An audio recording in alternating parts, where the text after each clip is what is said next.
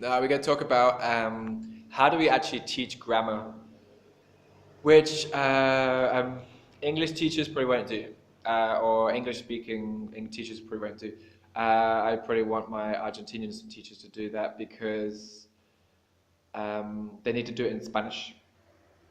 You can do it in English, but it needs like a lot of speaking in Spanish, a lot of explanation. And I do this using the board, and we write sentences on the board. So I write sentences in Spanish, and the students translate it into English. And I look for some things that are very interesting or important. I want the students to learn. So, for example, in present simple, they have a big headache with do and does. Or they have a big headache with present simple, which just add s, the conjugation, like I play, he plays. So I write this on the board. I write in Spanish, and then they translate it, and I highlight the piece of grammar I want them to learn.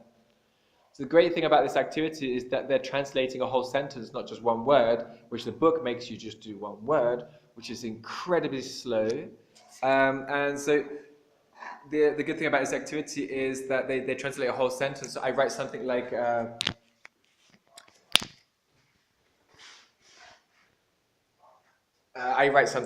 I play football with my friends. I play football with my friends. And they're learning words like with, as well as the grammar. Yeah, if this is great because you can do it with a big group, you can do it with a mixed group, you can do it with different levels actually, which I do a lot. I do it with different students who have studied for different times because you can tell them to focus on different parts of the sentence. The first year student will just have to do very basic conjugation like I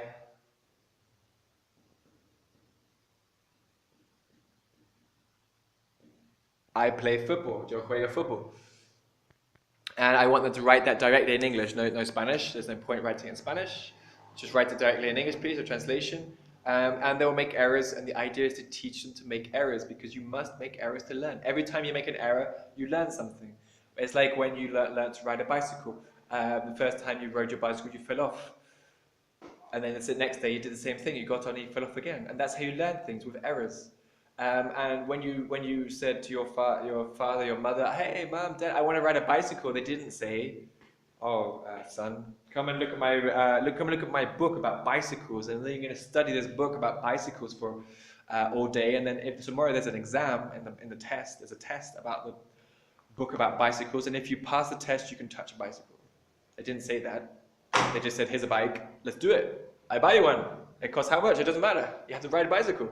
And then you learn by making errors, basically, and that's how you learn everything in your life, except from the school, which is a big problem. For schools, so I play football, and if you add more words like I play football with my friends, con mis amigos. You're basically making the sentence more difficult for the higher level students. You can say with my friends in the park after school, if you wanted to. But we're basically teaching grammar. We're teaching how to conjugate verbs. They're learning how to say I play, you play, we play. And I want to show the students, for example, to do present simple, that I play is the same as you play, is the same as we play, is the same as they play, because in Spanish it's not. In Spanish you change every single verb.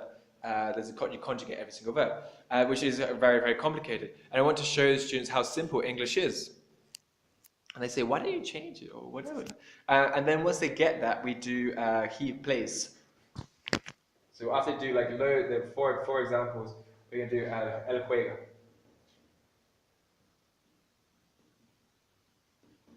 And they're going to say, why do you add S? Why is it he plays? And don't explain anything. Don't get into a 15-minute lecture explaining why, because they won't listen. It's just, ee. The only thing they hear is ee, while you're talking, so don't do that. Just say, wait. Do another one with she plays football, and then do another one with my dog plays with my cat. And after about 3 examples, they will understand. They say, oh yeah, when it's using he or she, it's with S. That's it. You don't have to explain it. They'll just get it. If they don't understand it after 3 examples, do 5. or 6 or 7. If you have to do 15 examples until they understand it, just keep going. They will get it. Maybe you have to stop and say, what's going on here? Can you explain this? And maybe they'll explain it. In Spanish, obviously, which is difficult. And maybe talk about it a little bit, but make them explain it. They probably, after about 3 examples, they understand it. They say, oh, yeah, it's easy. But you must give them lots of content, lots of examples. That's how I teach grammar. You just you write the grammatical structure you want, and you write it in Spanish. You say translate it into English.